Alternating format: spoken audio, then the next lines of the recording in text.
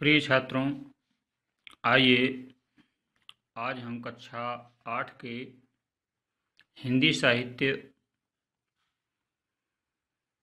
के पाठ 3 भाग्य विधाता जीवन दर्शन पाठ का वाचन एवं उसकी व्याख्या करेंगे। सर्वप्रथम पाठ का वाचन इस प्रकार है। जब हम किसी कार्य को करते हैं और वो आसानी से हो जाता है तो हम खुश होकर कहते हैं, देखा, यह काम मैंने कर दिखाया। हाँ, मैंने। और जब कोई काम बिगड़ जाता है या असफलता हाथ लगती है तो हम दुखी होकर कहते हैं, मेरी तो किस्मत ही खराब थी। यह सब भाग्य का खेल है। अक्सर ये वाक्य आपने सुने होंगे या खुद भी प्रयोग किए होंगे। कोई यह नहीं कहता कि उसकी योजना, उसके परिश्रम और प्रयास में कोई कमी रह गई। 19वीं सदी के महान लेखक स्वेट मार्डेन ने इसी भाग्यवादिता का विवेचन किया है, जिसे इस लेख के रूप में प्रस्तुत किया गया है। आइए जानते हैं उनके विचार क्या हैं। प्रत्येक व्यक्ति का रहन सहन अलग अलग तरीके का होता है। उसके क्रियाकलाप भी भिन्न भिन्न होते हैं। कोई लखपति होता है तो किसी के पास पेट भरने के लिए पैसे भी नहीं होते। कोई 1000 पाउंड मासिक कमाता है तो कोई 9 पाउंड मासिक। यह विषमता क्यों है? इसका तत्काल जवाब मिलता है, अपना अपना भाग्य। भाग्य? इस भाग्य शब्द ने मनुष्य को जितना गुमराह कर रखा है उतना किसी और चीज ने नहीं किया है। इस भाग्यवाद की उत्पत्ति कहाँ से हुई, इसका इतिहास तो पता नहीं, किंतु इतना अनुमान अवश्य है कि कुछ अकर्मण्य लोगों ने ही इसका प्रचलन किया होगा। जो लोग कोई कार्य नहीं करते, परिश्रम करने से घबराते हैं तथा जिनकी एकमात्र इच्छा रहती है कि उन्हें मुफ्त में सब कुछ मिल जाए, वे ही भाग्य की बात करते हैं। क्या करूं, मेरी किस्मत ही ऐसी है। दूसरों की उन्नति और संपन्नता देखकर वे कहते हैं, उसका भाग्य प्रबल है। मैं आज तक नहीं समझ पाया हूं कि यह भाग्य क्या बला है।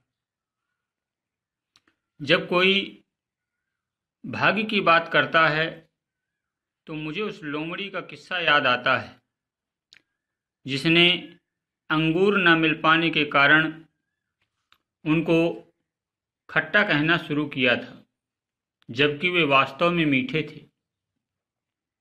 उनको न पाने पर उसने यह कहकर संतोष कर लिया था कि वे खट्टे हैं। इसी प्रकार भाग्यवादी मनुष्य सब कुछ पाने की क्षमता होने के बावजूद आलस्य या कमजोरी के कारण भाग्य की बात सोचकर पड़ा रह जाता है। आप जिसका भाग्य प्रबल मानते हैं, उसके अतीत में झांक कर देखिए।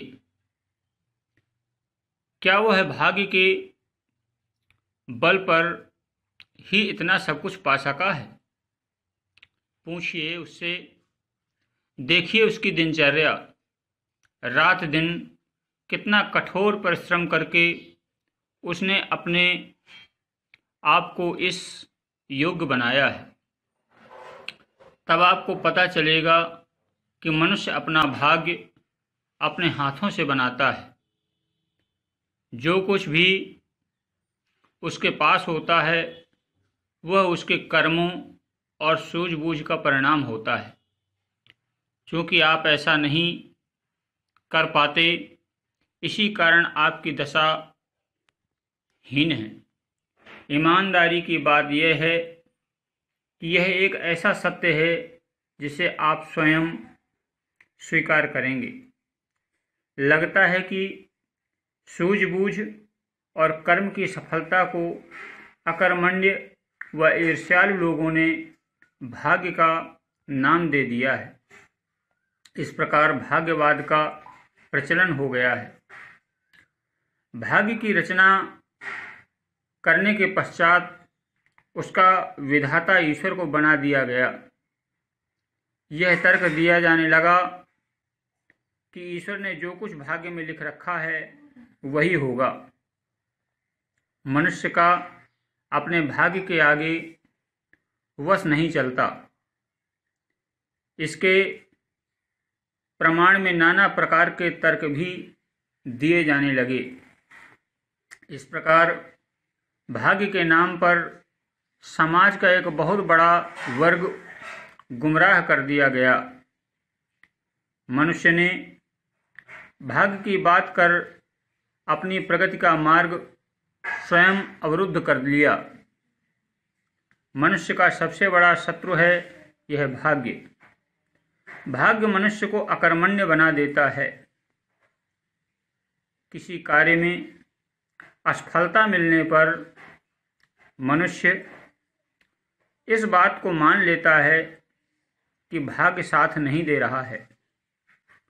वह दोबारा उस काम में हाथ नहीं डालता, बल्कि काम ही छोड़ देता है, भले ही उस असफलता के पश्चात उस काम में कोशिश करने पर सफलता निश्चित हो। यही आकर आदमी सबसे बड़ा धोखा खाता है। एक आदमी ने हीरों की खोज के लिए कुछ जमीन ली। जब काफ़ी खुदाई करने के बाद भी उसे कुछ हाथ न लगा तो उसने कोशिश छोड़ दी। दूसरे व्यक्ति ने थोड़ा सा और खोदा और उसे एक बड़ा हीरा मिल गया। इस प्रकार भाग्य विधाता पाठ 3 के प्रथम भाग का वाचन पूर्ण हुआ। अब हम इस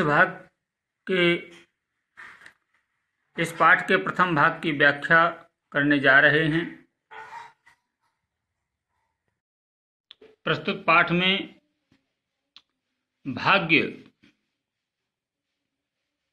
पर विचार किया जा रहा है। भाग्य शब्द क्या है, भाग्य का अर्थ क्या है। यहाँ पर महान लेखक हैं 19वीं सदी के, जिनका नाम था स्वेट मार्डन। इन्होंने भाग्यवादिता का बड़े ही अच्छे ढंग से विवेचन किया है। आइए देखते हैं इस पाठ में। स्वेट मार्डन का मानना है कि प्रत्येक व्यक्ति का रहन सहन अलग अलग तरीके का होता है। हर व्यक्ति के रहने का तरीका अलग है। प्रत्येक व्यक्ति श्रम करता है, लेकिन श्रम करने का तरीका अलग होता है। प्रत्येक व्यक्ति अपने अपने कार्य को अलग अलग ढंग से करता है और उसके कार्य करने का तरीका, क्रियाकलाप भी अलग अलग प्रकार से हो सकता है। समाज में हम देखते हैं कोई व्यक्ति ऐसा है जिसके पास लाखों रुपए हैं और कोई व्यक्ति ऐसा है जिसके पास पेट भरने के लिए पैसे तक नहीं है। कोई ऐसा व्यक्ति है जो हजारों रुपए महीने में कमाता है, तो दूसरी तरफ कोई ऐसा भी व्यक्ति है जो पूरे दिन श्रम करने के बाद महीने में केवल 9 रुपए ही कमा पाता है। आखिर यह विषमता, यह भिन्नता क्यों है? एक व्यक्ति महीने में हजारों रुपए कमाता है और एक व्यक्ति 100 रुपये भी नहीं कमा पाता। यह भिन्नता आखिर क्यों है? लेखक कहते हैं कि इसका तत्काल जवाब मिलता है। लोग क्या कहते हैं? अपना अपना भाग्य है, उसके भाग्य में हजारों कमाना लिखा था तो वो हजारों कमाता है, और दूसरे के भाग्य में कुछ भी कमाना नहीं था इसलिए वो दरिद्रता में जीवन व्यतीत करता है।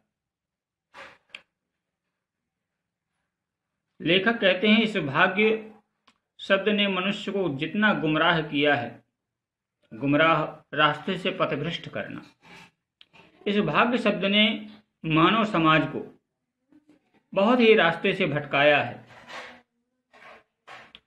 शायद इतना मानव समाज को अन्य किसी शब्द ने, अन्य किसी वस्तु ने गुमराह नहीं किया, भटकाया नहीं है। प्रश्न उठता है, आखिर ये भाग्यवाद की उत्पत्ति हुई कहाँ?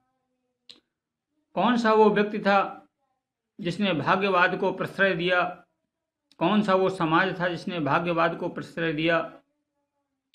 इतिहास खंगालने पर पता नहीं चलता कि आखिर भाग्यवाद का उदय कब हुआ। हाँ, किंतु इतना अनुमान अवश्य लग जाता है कि निश्चित रूप से कुछ अकर्मण्य लोग रहे होंगे, कुछ ऐसे कामचोर लोग रहे होंगे जिन्होंने इस भाग्यवाद का प्रचलन किया होगा। समाज में रहने वाले कुछ ऐसे भी लोग हो सकते हैं जो काम नहीं करना चाहते, परिश्रम नहीं करना चाहते, श्रम करने से घबराते हैं, आलसी प्रवृत्ति के हैं, और जिनकी केवल एक ही इच्छा रहती है कि उन्हें सब कुछ फ्री में मिल जाए, मुफ्त में मिल जाए। ऐसे ही लोग निश्चित रूप से भाग्य की बात किया करते हैं। कभी कभी कहते हैं, क्या करूं, मेरी किस्मत ही ऐसी है, मेरी किस्मत में ही ऐसा लिखा है। और दूसरों की संपन्नता और दूसरों की उन्नति, दूसरों की अमीरी, दूसरों के यश और वैभव को देख करके कहते हैं कि उसके भाग्य में ये सारी चीजें लिखी थी। लेखक कहता है, मैं आज तक नहीं समझ पाया हूं कि ये भाग्य क्या बला है, कौन सी ऐसी वस्तु है, ये भाग्य आता कहां से है। जब कोई भाग्य की बात करता है तो लेखक को एक कहानी याद आती है। एक लोमड़ी थी, एक बगीचे के पास से निकली।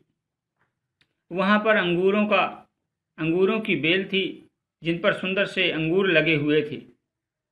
लोमड़ी ने उन अंगूरों को प्राप्त करने का प्रयास किया, किंतु उन्हें प्राप्त करने में असफल रही और हार कर उसने कहना शुरू कर दिया कि निश्चित रूप से अंगूर खट्टे हैं, जबकि वास्तव में अंगूर खट्टे नहीं थे, अंगूर तो मीठे थे। हाँ, उनको न पाने पर उसने मन में संतोष करने के लिए ये बहाना कर दिया कि अंगूर खट्टे हैं। उसी प्रकार अकर्मण्य व्यक्ति जब किसी कार्य को करता नहीं है तो जो लक्ष्य प्राप्त करना होता है उसमें ही दोष निकाल लेता है और कहता है, नहीं, मुझे ऐसा करने की क्या जरूरत है, मुझे ये करना ही नहीं है। एक बालक पढ़ता है और पढ़ने के समय उसके सहपाठी नाना प्रकार की भविष्य की कल्पनाएं करते हैं। कोई कहता है मैं डॉक्टर बनूंगा, कोई कहता है मैं IAS बनूंगा। उनमें से एक विद्यार्थी ऐसा भी होता है, कहता है मुझे कोई ज़रूरत नहीं है सब बनने की, बड़ा संघर्ष है इनमें, कोई बहुत बड़ा अच्छा काम थोड़े ना है IAS बनना। निश्चित रूप से ऐसे बालक के मन में वो कर्मण्य है, वह परिश्रम नहीं करना चाहता, तभी उस अनुपम आनंद को में भी वो दोष निकालना चाहता है। IAS PCS या डॉक्टर बनकर के यदि किसी के मन में यह है कि मैं ये बन करके बहुत सारा धन कमाऊंगा तो निश्चित रूप से उसका यह सोचना गलत है। इन सारी उपलब्धियां प्राप्त करने के पीछे एकमात्र कारण है मानव समाज की सेवा। यही हो सकता है उसका उद्देश्य।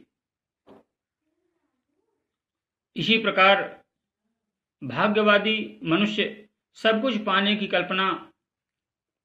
की क्षमता होने के बावजूद भी आलस्य या कमजोरी के कारण भाग्य की बात सोचकर पड़ा रह जाता है। प्रत्येक मनुष्य में समान अवसर भगवान ने दिए हैं, समान क्षमताएं प्रदान की हैं। कोई व्यक्ति ऐसा नहीं जिसके पास हाथ पैर और शरीर के समस्त अवयव ना हों, किंतु जो उन अवयवों, उन अंगों, अपनी बुद्धि क्षमता और समय का सदुपयोग करता है, वो अपनी सोची हुई तमाम उपलब्धियों को प्राप्त कर लेता है। लेखक कहता है, आप किसका भाग्य प्रबल मानते हैं? आप जिसका भी भाग्य प्रबल मानते हैं, अनेक ऐसे लोग हैं जो बहुत सी ऊंचाइयों पर पहुंचे हैं, चाहे उनमें क्रिकेट के महान नायक सचिन तेंदुलकर हों, विराट कोहली हों, राजनीति के क्षेत्र में प्रधानमंत्री श्री नरेंद्र मोदी हों, या एक्टिंग के क्षेत्र में अमिताभ बच्चन जी हों। इनके संघर्ष और इनके परिश्रम को यदि हम अतीत में जाकर के झांकें तो पाएंगे कि इन्होंने अटूट श्रम किया है। ये भाग्य के भरोसे नहीं बैठे रहे, उन्होंने बहुत कुछ अपना खोया है इन उपलब्धियों को पाने के लिए। पूछिए उससे, देखिए उसकी दिनचर्या। जिन महापुरुषों ने, जिन उपलब्धि प्राप्त लोगों ने अनेक उपलब्धियों को प्राप्त किया है, उनकी दिनचर्या पर गौर करिए। रात दिन कितना कठिन परिश्रम करते हैं वो लोग। उसने अपने आप को इस योग्य बनाया है। जब आप उसकी दिनचर्या पर जाएंगे, उसके श्रम को देखेंगे, तो आपको पता चलेगा कि मनुष्य अपना भाग्य अपने हाथों से ही बनाता है। जो कुछ भी उसके पास होता है, क्योंकि आप ऐसा नहीं कर पाते, इसी कारण आपकी दशा हीन है। वही व्यक्ति दीन रहता है, वही व्यक्ति गरीब रहता है जो कर्म से भागता है। वास्तव में ईमानदारी की बात तो ये है कि एक ऐसा सत्य है जिसे स्वयं स्वीकार करना चाहिए। लगता है कि सूझबूझ और कर्म की सफलता को अकर्मण्य व ईर्ष्यालु लोगों ने भाग्य का नाम दे दिया है। इस प्रकार भाग्यवाद का प्रचलन हो गया। बहुत सारे लोग ऐसे हो सकते हैं जो कर्म करना नहीं चाहते और वे दूसरे की प्रगति और उन्नति को देख करके उनसे ईर्ष्या एवं द्वेष रखने लगे और उसके जीवन को यथार्थ में अनुभव नहीं किया, उसके श्रम को यथार्थ में अनुभव नहीं किया, श्रम की सच्चाई को नहीं समझा और अकर्मण्य बन करके, कर्महीन बन करके दूसरों के प्रति ईर्ष्या रखने लगे। श्रीमद् भागवत पुराण में भगवान कृष्ण ने अर्जुन को उपदेश दिया और कहा, कर्मण्येवाधिकारस्ते मां फलेषु कदाचन मां कर्मफल हेतुर्मा ते संगोस्तव कर्मणि।